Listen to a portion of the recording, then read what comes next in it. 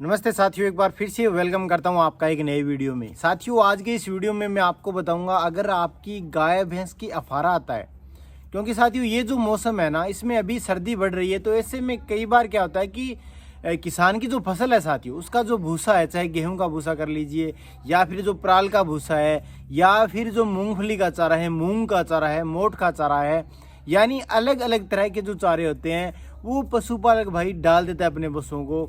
और इस समय होता क्या है, मौसम चेंज होता है तो इस समय डाइजेशन सिस्टम जो है पशु का गड़बड़ा जाता है साथियों। अगर हमने हमारे पशु का सही तरीके से खान पान नहीं करवाया, जो भी हम सूखा चारा खिला रहे हैं उसको अगर हमने परमानेंटली नहीं रखा है एक जैसे, मान लीजिए अगर आप चेंज कर रहे हो तो फिर उसका एक तरीका होता है सही से, उस तरीके को अगर हम नहीं अपनाते हैं ना तो फिर कहीं ना कहीं पशु अफारा जो है पशु के आने लगता है। और पशु गोबर है वो भी आप देखते हैं कि उसमें जो भूसा आपने खिलाया वो आ रहा है, या फिर कई बार दस्त लग जाते हैं या फिर कब्ज की शिकायत हो जाती है।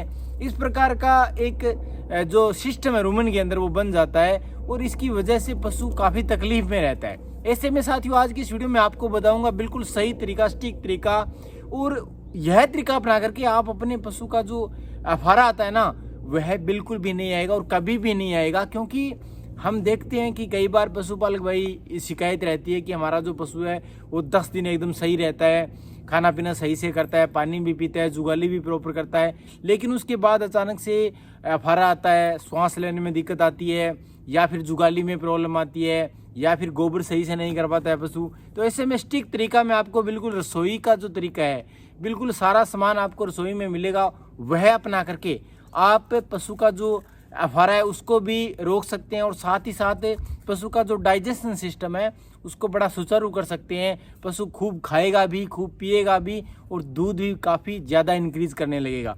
साथियों इसके लिए जो भी आपको खिलाना है उसका तरीका भी मैं आपको बताऊंगा। देखिए, सबसे पहले आपको लेना है सरसों का तेल।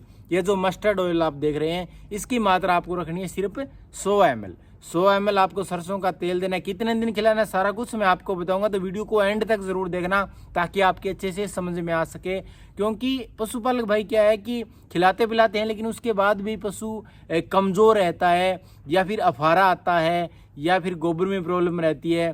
तो ऐसे पशुपालक भाइयों के लिए वीडियो ज़्यादा इंपॉर्टेंट है। सरसों का तेल आपको लेना है 100 ml। इसके साथ साथ आपको हल्दी की जो मात्रा है साथियों, क्योंकि हल्दी एंटीबायोटिक है साथियों, एंटी फंगल है, यह आप सिर्फ 50 ग्राम रखें सरसों के तेल के साथ, 50 ग्राम हल्दी। इसके अलावा साथियों आपको लेने प्याज। प्याज ये लियोटोनिक का काम करेगा साथियों। पशुओं की जो अंदरूनी ताकत है साथियों उसको इतना बढ़िया से करेगा कि पशु जो भी खाएगा ना वो पचाने की क्षमता उसमें ऑटोमेटिकली आ जाएगी। तो हमें प्याज का रस निकाल लेना है मिक्सी के अंदर, इसको बारीक करके, और उसका जो रस है तकरीबन हमें 400 ग्राम प्याज लेने हैं। और 400 ग्राम प्याज में जितना भी रस निकले, प्याज का रस, वो आप निकाल लें। और सरसों का जो तेल आपने 100 ml लिया है इसके अंदर प्याज का रस भी मिक्सअप कर दें। इसके अलावा एक बहुत इंपॉर्टेंट चीज़ है साथियों, यह है हींग। हींग की मात्रा आपको रखनी है 30 ग्राम।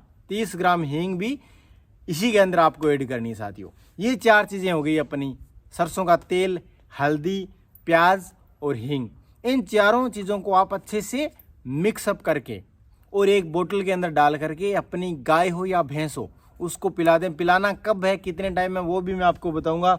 लेकिन उससे पहले मैं आपको बता दूं, कई बार क्या होता है कि पशु खाता नहीं है, क्योंकि बहुत सारे पशुपालक भाई है वो पिलाने की कोशिश कम करते हैं और उसे बाटे में चाटे में खिलाने की कोशिश करते हैं कि ये अगर आहार खा ले तो हमें पिलाना नहीं पड़ेगा। क्योंकि साथियों जो हींग है ना, इसकी जो स्मेल आएगी थोड़ी सी, इसके कारण से गाय कई बार खाती नहीं है साथियों। हल्दी तेल तो खा लेगी लेकिन प्याज भी जो रस है उसका वो भी पी लेगी, लेकिन ये है ना इसमें थोड़ी कई बार आप देखते हैं कि हालांकि ज़्यादातर है वो गाय तो खा लेती है लेकिन भैंसों में यह प्रॉब्लम रहती है कि खाती नहीं है भैंसें। तो ऐसे में हम अगर मिक्सअप करके बोतल में डाल करके पिला देंगे ना तो बेटर रहेगा। सबसे अच्छा तो ये है, अगर आपकी गाय खा रही है तो आप इसको थोड़ा सा जो फीड आता है ना साथियों उसके अंदर मिक्सअप करके भी इसको खिला सकते हैं, लेकिन आपको पानी के अंदर इसको मिक्सअप नहीं करना है, ये आपको थोड़ा ध्यान रखना है। अब साथियों खिलाना कब हमें, यह भी इम्पोर्टेंट है। जब भी आपको लगे कि आपकी गाय का जो अफारा है वो लगभग आ रहा है 10 दिनों से, 15 दिनों से, या डाइजेशन सिस्टम गड़बड़ा गया है, तो ऐसे में आप हर रोज़ जब भी आपके जो पशु अन्य पशु है या जो गाय भैंस आप पीड़ित गाय भैंस है वह आराम करे, यानी जो भी थोड़ा बहुत खाए पिए, उसके बाद आराम करते समय आपको एक डोज देनी है साथियों। और ये डोज आपको परमानेंटली 4 दिनों तक लगातार देनी है साथियों। चाहे आपका पशु दूसरे दिन भी आपको लगे कि ठीक हो गया है, पशु आराम फील कर रहा है, लेकिन उसके बाद भी आपको रुकना नहीं है। 4 दिनों तक लगातार ये इतनी मात्रा रखनी है। और जब भी पशु आराम करे दोपहर के समय, उस समय आप उसको पिला दें, तो बहुत ही बढ़िया रिजल्ट इसका रहेगा। आपके पशु का डाइजेशन सिस्टम है एकदम बढ़िया से हो जाएगा और आपका पशु खूब खाएगा पिएगा और दूध भी देगा। मेन जो इसका काम रहेगा साथियों वह लीवर को मजबूत करना रहेगा। पशु का जो रूमन है उसको अच्छे से सुचारू रूप से उसकी जो अंदरूनी प्रक्रिया है वो होगी। तो आप ये 4 दिनों तक खिलाएं और अपने पशु का जो अफारा है वो नहीं आएगा, उसके कभी भी नहीं आएगा साथियों। ये मैं भी अपनाता हूँ नुस्खा, आप भी अपना करके अपने पशुओं की सेहत है वो अच्छी खासी बना सकते हैं। वीडियो पसंद है लाइक करें, चैनल पर सब्सक्राइब करें। मिलते हैं अगली वीडियो में। जय हिंद।